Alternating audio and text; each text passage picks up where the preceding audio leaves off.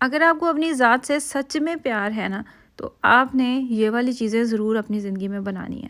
अगर कभी पहले नहीं बनाई तो एक दफ़ा ज़रूर ट्राई करें। आपका भी हेल्दी चीज़ें खाने पे हक है, और आपके साथ जो रहते हैं, आपके हस्बैंड, आपके बच्चे, आपके बाकी फैमिली मेम्बर्स जो भी हैं, उन सब का भी उतना ही हक है। और अगर आप पाकिस्तान से बाहर हैं, आप यूरोप के किसी भी कंट्री में रहते हैं या मिडल ईस्ट कहीं पे भी आप रहते हैं, तो फिर आपने अपना ख्याल खुद ही करना, खुद भी हिम्मत करें और बाकियों के लिए भी करें। क्योंकि मैं जब भी ये पंजीरी बना रही हूँ, अभी आप जो चीज़ें देख रहे हैं, तो जब भी बनाती हूँ, मेरा जो सबसे छोटा बेटा है ज़ावियार, वो बहुत शौक से खाता है, और ये सारी चीज़ें इसमें डालने वाली हैं। जितने भी ड्राई फ्रूट्स हैं ना, एक मूंगफली को छोड़ के बाकी सब मैं इसके अंदर डाल रही हूँ, और मैं इनको ड्राई रोस्ट कर रही हूँ। ये जो खोपरा आप देख रहे हैं, जो मैं पाकिस्तान से लेके आई थी सिर्फ इसी नियत पे। ये मुझे मेरी ताई अम्मा ने मशवरा दिया था कि जो पाउडर है ना, उससे भी ज़्यादा ये अच्छा होगा अगर तुम ये यूज़ करोगी। तो मैंने भुने हुए चने भी लिए थे, फ्लैक्स सीड लिए थे, उर्दू में जिसको अलसी के बीज कहा जाता है। अलसी के बीज उन लोगों के लिए तो बहुत ही अच्छे हैं जिन्हें कॉन्स्टिपेशन का मसला रहता है। इनमें फ़ाइबर बहुत ज़्यादा होता तो सबके लिए अच्छा है। अलसी के बेशुमार फ़ायदे हैं। आपने देखा होगा कि अक्सर हेयर मास्क बन रहे होते हैं, तो उनमें भी अलसी डाल के इसका जेल सा बना के बालों में लगाते हैं। इन चीज़ों में से कौन सी चीज़ है जो नहीं अच्छी? मेरा माइंडसेट बना हुआ था, तो मैंने 2 पिस्ते के पैकेट्स लेके अपने हस्बैंड को कहा वीकेंड पे कि जब भी आपके पास टाइम होता है, वीकेंड पे ही आप फ्री होते हैं, तो आपने ये दाने निकाल के रख देना। तो 2 पैकेट्स जो थे ना, उनके मैंने निकलवा के रख लिए। एक मैंने पंजीरी बनानी थी अपने लिए, और मुझे बेसन की दाल बनानी थी अपने हस्बैंड के लिए, तो दोनों के लिए चीज़ें जो है ना वो अलग से रख ली। इस तरह की जो चीज़ें होती हैं, इनका भी चाइनीज़ चीज़ों वाला ही हिसाब होता है कि कटिंग पहले कर लें, फिर मिक्सिंग में इतना टाइम नहीं लगता। और सेम ऐसे इसको सबको ड्राई रोस्ट किया, फिर उनका पाउडर बनाया। ये वाली मशीन जो आप देख रहे हैं, हो सकता है चैनल पे कुछ लोग न्यू हों। न्यू लोग माशाल्लाह से अब बहुत आते हैं, तो लोगों का जो क्वेश्चन भी होता है कि आपने ये मशीन कहाँ से ली? ये मैंने किसी ज़माने में अमेज़ॉन से ऑर्डर की थी, कोई आज से 7-8 साल पहले। ये बेसिकली है कॉफ़ी का पाउडर बनाने के लिए। मैं इसमें गरम मसाला और इस तरह के जो ड्राई फ्रूट्स होते हैं उनका पाउडर बनाती हूँ, और ये इतनी अच्छी है ना, ज़बरदस्त है।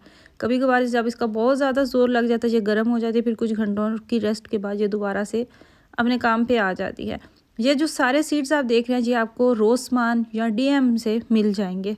रेवे से भी मिल जाते हैं, कुछ मार्केट्स होती हैं वहाँ से आपको मिल जाते हैं। मैंने इसके अंदर, अगर मैं आपको वीडियो तो आपने देखी होगी शुरू से, वहाँ से आप स्क्रीनशॉट भी ले सकते हैं, लेकिन अभी जो मेरे ज़हन में आ रही हैं चीज़ें वो मैं आपको बताऊँ तो अलसी के बीज थे, कद्दू के बीज थे, सूरजमुखी के बीज थे, इसके अलावा ड्राई फ्रूट्स सब थे। भुने हुए चने भी मैंने 1 कप लिए पंजीरी बनाने के लिए। इसके अलावा फूल मखाने, वो भी बहुत अच्छे होते हैं आपकी हेल्थ के लिए, उनको भी ड्राई रोस्ट किया। पिस्ता, बादाम, काजू, किशमिश, खोपरा, मतलब सारी चीज़ें जो थी ना, इनका मैंने पाउडर बना लिया। और वो जो आपको येलो बर्तन नज़र आ रहा है ना, वो फुल है। इतनी क्वांटिटी ही सूजी की और गुड़ की थी जितनी क्वांटिटी ड्राई फ्रूट्स की थी, उनके डालने से डबल हो गया था ये साइज़ में। तो मैं भी यही चाह रही थी, एक बेहतर हल होता है चीज़ों को मिक्स करके ना, तो आप खा सकते हैं आपकी सेहत के लिए। वैसे ड्राई फ्रूट्स कहाँ खाए जाते हैं मुझे पता है, मैं तो नहीं खा सकती। जैसे अखरोट है, मुझे उनका जायका नहीं अच्छा लगता, लेकिन अखरोट आपके बालों के लिए, आपकी सेहत के लिए, आपके दिमाग के लिए बहुत ज़बरदस्त होते हैं। काजू मैं नहीं खा सकती, मुझे उनका भी 2-3 खा के तो मेरा दिल उकता जाता है। जिन चीज़ों का मुझे जायका नहीं पसंद, उनको मैंने बिल्कुल बारीक पीस लिया। 1 किलो से भी कम मैंने सूजी ली थी, और एक मैंने इसके अंदर डाली थी 250 ग्राम की मक्खन की पैकिंग। पहले मैं देसी घी बना लेती थी, उसको मैं यूज़ करती थी, लेकिन इस दफ़ा मैंने वैसे ही एक्सपेरिमेंट किया, तो बिल्कुल ये ऐसे ही बना जैसे देसी घी डाला हुआ। इसको फिर एक्स्ट्रा से मुझे नहीं करना पड़ा। देसी घी बनाना भी कोई मुश्किल नहीं है, कोई रॉकेट साइंस नहीं है। मक्खन लेके आप उसको हीट पे रख दें, थोड़ी देर के लिए पकने दें, जब उसमें लस्सी होती है वो ब्राउन ब्राउन हो जाती है, आपका देसी घी तैयार हो जाता है। और मुझे पंजीरी पसंद है गुड़ वाली। इस तरह की चीज़ें खाने की मैं बिल्कुल भी शौकीन नहीं हूँ।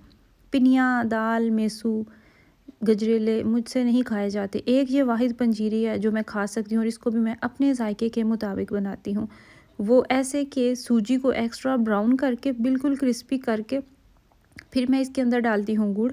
गुड़ को भी पकाती हूँ, और वो बहुत ही क्रंची सा उसका जायका हो जाता है। फिर इसके अंदर सारे ड्राई फ्रूट्स जो इनका जायका अच्छा लगता है उनको दरदरा पीस लें, बाकी सबका पाउडर बना लें, जितने सीड्स डाल सकते हैं वो डालें, जो कि जिंक से, आयरन से, कैल्शियम से, फाइबर से, मैं कहती हूँ कौन सा ऐसा फ़ायदा है जो नहीं है इनके अंदर? कौन सी ऐसी चीज़ है जिसके अंदर इतने मल्टीविटामिन्स नहीं है? ये जो आप वैसे हम खा रहे होते हैं गोलियाँ, उनसे बेहतर होता है कि आप इस तरह की बना के रख लें घर में, तो ये भी ज़बरदस्त चीज़ होती है। मेरी पंजीरी रेडी हो चुकी थी, मुझे टाइम तो काफ़ी लगा था। सूजी का कलर भी मैंने अच्छा खासा ब्राउन किया था अपने जायके के हिसाब से। और इसमें मैंने थोड़ी सी निकाल के रख लिया, जो कि अब मैं नाश्ते में थोड़ी सी खाऊंगी, फिर थोड़ी सी शाम के टाइम। अब ये जो बर्तन में आप देख रहे हैं, इससे मेरा 1-2 दिन निकल जाएंगे। मीठा है ना, मीठा हालांकि डाला तो कम ही था, गुड़ डाला था, लेकिन वो भी मैंने कम ही डाला था क्योंकि मीठे की शौकीन नहीं हूँ। तो ये है कि शाम के टाइम भी चाय पीते हैं ना तो अच्छी होती है सर्दी में। अभी जो दोबारा से मैदान में आ चुकी हूँ, किचन में दोबारा से नया बर्तन लेके, नए औजार लेके हम आ चुके हैं। अब मैं बना रही हूँ अपने हस्बैंड के लिए बेसन की दाल। कुछ लोग तो इसको बनाते थे चने की दाल से पीस के, लेकिन हम इसको बेसन से बनाएंगे।